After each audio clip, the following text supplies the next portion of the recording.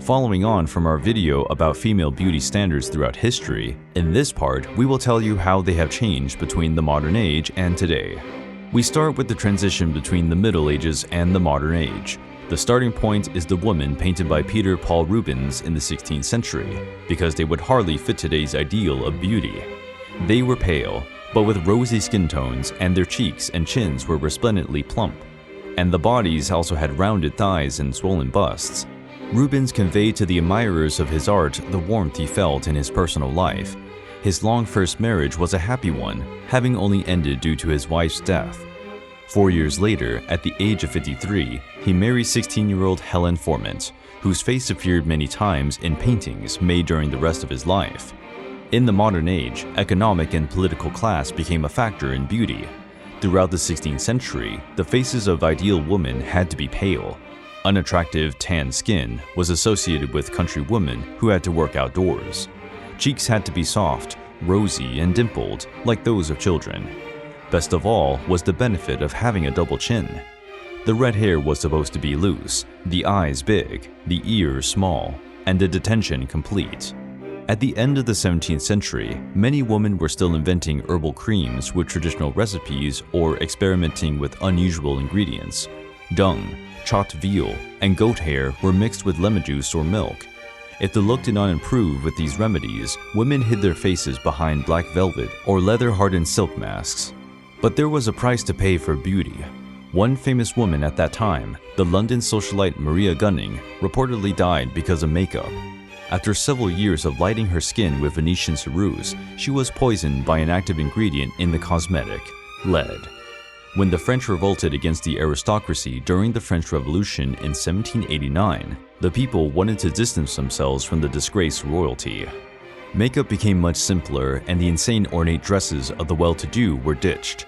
Although the dresses of that era seem very fancy to us today, it was a much more wearable and mobile garment than in the past. Before the revolution, both men and women wore makeup.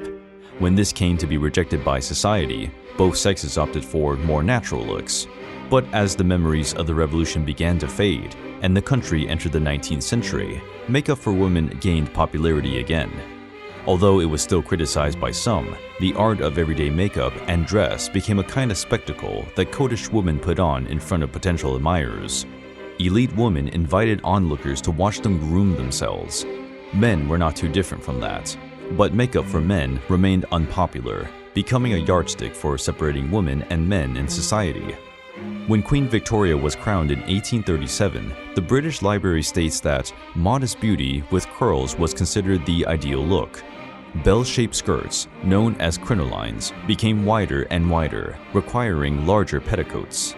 And women were graduating at home, since domesticity and motherhood were considered by society as sufficient emotional fulfillment for women. At that time, a pale, fragile, and weak appearance was fashionable. No body part was emphasized if the woman did not look too strong. The Victorian era was also a very conservative period. Women had to live from conquering and keeping their man, by being seductive and innocent at the same time.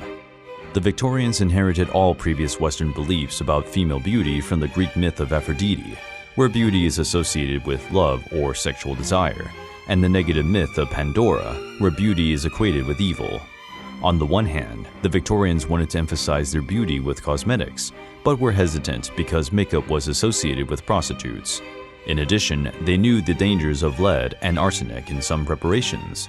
As a result, there was much debate about whether women were allowed to wear makeup. A precursor to the current punk look was the rebellious 19th century artist Dante Gabriel Rossetti, who painted women completely different from the Victorian ideal, but whose appearance rose in popularity.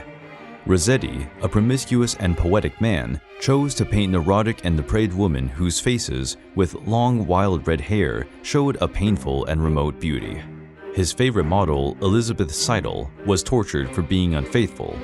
This solitary creature, with a sensual face and plump lips, was found dead by overdose with laudanum, a type of opium. In pre-World War I times, plump faces and voluptuous bodies were traits associated with health and beauty. Actress Lillian Russell fit this ideal perfectly. A star of the musical comedy stage in New York, Russell had blonde hair, luminous white skin, and soft dimpled cheeks, unlike a doll's face.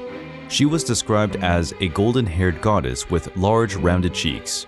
For several generations of American women, Russell was the epitome of feminine beauty. Another face that won the public, especially in England, was that of actress Lily Langtry.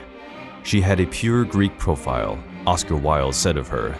However, despite her reputation as the most beautiful woman in England, many Americans did not find her attractive. She was a large woman with a muscular body. Although she had extremely fair skin, her nose and large lips were not considered particularly beautiful by Americans. In many ways, World War I separated the Victorian era from the contemporary age. Tastes in clothing changed, as did preferences regarding women's faces. The corset was put away in the attic, and the modern woman openly wore makeup and short hair. It was a time when women won the right to vote, and were even criticized for having their faces left in a raw state, without cosmetics. Marlene Dietrich, with waxed eyebrows, red lips, and rouge painted under her cheekbone rather than on it, typified the elegant face. During the 1920s, the charming, childish, honeyed look, a small, frowning mouth, round face, and ever-wavy hair was superseded in the public mind's imagination by Greta Garbo's face. She changed the way everyone thought about what was attractive. Beauty stopped being boring. Strength became an ingredient in the formula for having a beautiful face. From the 1950s on, the iconic face of American and world beauty was that of Marilyn Monroe. Contouring her soft, open, vulnerable face was bleached hair, a color traditionally associated with angels and virtuous women. This enhanced and legitimatized sensuality. Women of all ages also chose to bleach their hair, wearing exact copies of the bright, red lipstick manufactured by companies like Max Factor, creator of Makeup for the Stars. Marilyn Monroe's style changed the standards of beauty and women's roles. Today, there is a new standard. The lean and muscular body has been associated with dietary self-control and rationality, as well as health, success, and happiness. Beauty standards have changed over time, but there have been times when the standard was fat. But today, it is the absence of it. But why have beauty standards changed over time? And why are they so highly prized? The common denominator among beauty standards of all times is that they are unattainable for most people, causing widespread dissatisfaction with their bodies. Some authors point out the economic reasons for these standards. The diffusion of the concept of beauty as a matter of health, success, and happiness created by the media discourse has increased the demand for aesthetic surgeries, cosmetics, and diets to fit in the idealized beauty standard required by the market. The market for beauty goods and services has increased significantly in the last decades.